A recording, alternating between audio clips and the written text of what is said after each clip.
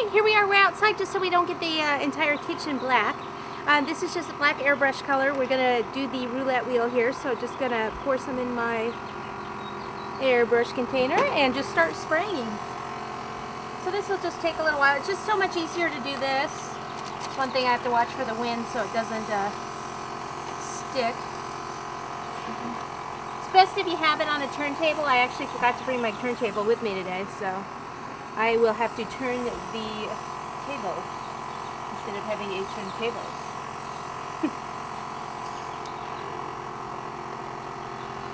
So I just I don't want to stay in one spot too long because I don't want it to drift.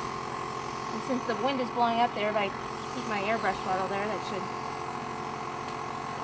keep that from blowing up. And you just need to get it from every direction, so I'll come around this way, then I'll come around on this side to get more of this area in here.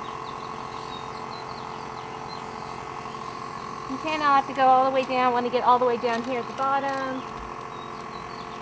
Like I said, just kind of go over the whole thing and then go back over it, keep going back over it until it is done.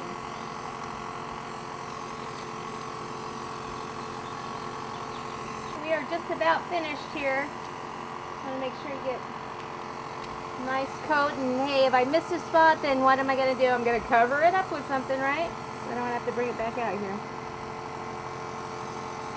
So what I'm going to do is I'm going to work on the crafts table on the that's going to be on our cake board while this dries, and then we'll be ready to assemble the cake. Okay, always clean out your airbrush color.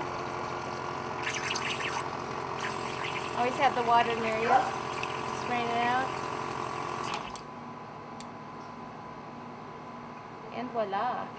Okay, we'll take this back in, let it dry, and get on with the next step.